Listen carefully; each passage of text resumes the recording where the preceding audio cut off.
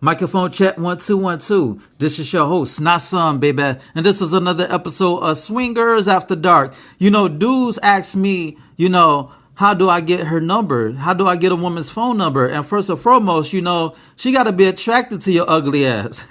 Real talk, you can't distort a conversation. You can't bribe a woman to give you the digits, and you can't force her to give you those seven heavens.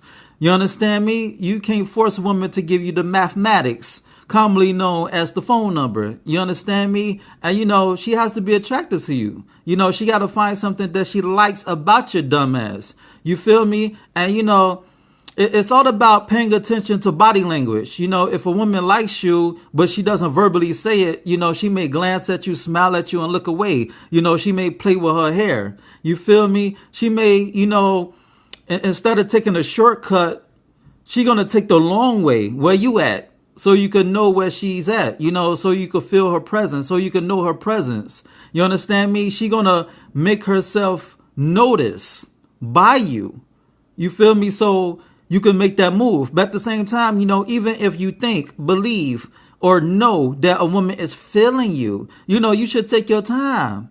You know what I'm saying? Don't be thirsty about it. Look at her and say, hello, how you doing? Good morning, good afternoon, good evening. How are you? This, that, and the third. And then, stop and go. Use the stop and go technique. You say something, then, fall back, say something again, fall back. And then when you find that she's really digging you, she realized that she really likes you, because a lot of women, they're confused creatures. One minute they like you, the next minute they don't. And they don't even realize they like you. That's the funny part. A lot of women don't even realize that they fuck with you. So you got to test the waters. Don't be so antsy and anxious to get with this broad just because she gave you a little play, just because she gave you a little rhythm. Be easy, man. Take it easy, baby. You understand me? So, don't be also in a haste just to get with this chick. And, when you finally talk to a woman, when you get in a conversation and a dialogue with this woman, make sure that you find an angle that you could talk about. For an example, I remember I was in a laundromat, and it was this woman, she looked like she was African-American, so-called African-American, but she was really Colombian. She was an Afro-Latino, what they may call an Afro-Latino. She was a black Colombian, so to speak. You understand me? So I was intrigued by that. And I had asked her where she was from. And she said, Colombia. That's how I knew she was from Colombia. And, I spoke a little Spanish. I got my Don Juan on. I know a little bit of Spanish. I'm international like that. I know my shit. You feel me? I know a little Espanol. You feel me? So I was going back and forth with Shorty, making her laugh, making her giggle, making her smile.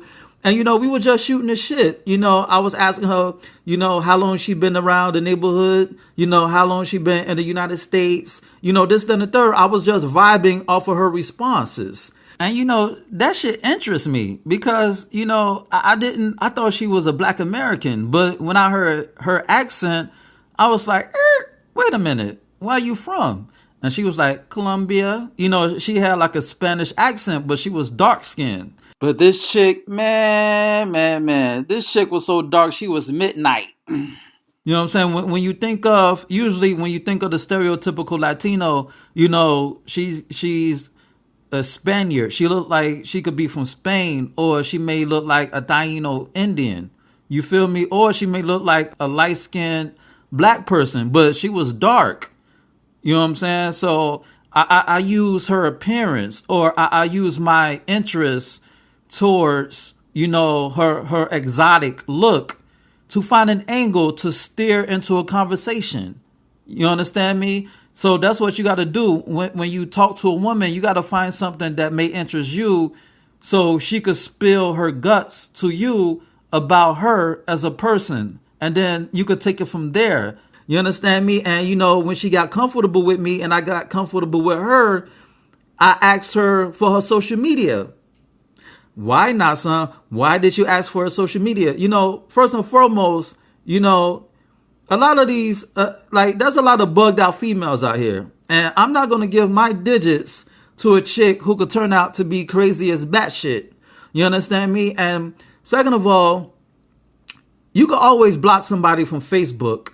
You can always block somebody from Twitter. You could always block somebody from Instagram or whatever social media site that's out there. You could block their asses if they turn out to be crazy. Now, as far as the phone, a phone is too personal. You feel me? A phone is too personal. You don't want to get to the point where this chick that you like, she turned out to be a fucking stalker, and now you got to go through the pain to change your fucking number or block her from calling you. This, then, the third. And, you know, I say that to say, you know, ask her for social media because you want to get to know this chick. You want to vet this chick. You want to see if this chick is worthy for her to have your number, if she's worthy to have your digits. You understand me? So, you know, I would say don't even ask for a number. Get her Facebook. Get her whatever social media that's out nowadays.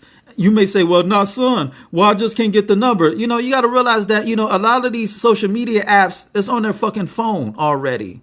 You know what I'm saying? They get alerts on their phone. They get pinged on their phone the same way they get these messages when somebody messaged them on their phone. So there's nothing wrong with, you know, exchanging social media because you will want to see where her head is at anyway. You know, people post their life story on these social media sites. They treat these social media sites like a fucking diary. So it's best for you to know what her social media is so you can see what's on her brain, so you can see what's on her mind. You understand me? And if you feel like that this shorty is level-headed, is sound-minded, and, you know, y'all got into a few conversations and you vibing with this chick, you got in a good rhythm with this chick, you know that, you know, she's not a crazy ass female, you know, she's not a bugged out broad, then you could exchange numbers once you set a date to go out. That's when you should exchange numbers. But on GP, I don't think that you should ask shorty for a number. You understand me? Just exchange social media sites. You may say, well, now, son, she could always ignore my messages. Motherfucker, she could ignore your text messages from the phone. So what difference does it make? She get text messages the same way she get messages, DMs, inboxes on her phone. Same damn thing. You know what I'm saying? So it's, I would say, you know, the only time that you should ask a woman for a number is, you know, you're on a cruise or you're on an island or you on a getaway. You know what I'm saying? So you could have close contact with this shit because a lot of women want to fuck when they get on these vacation trips. I didn't say vacation, I say vacation. When they on these cruises, vacation, when they on these excursions on the islands, some of them want to fuck. Now, I'm not saying all of them. I said some of them.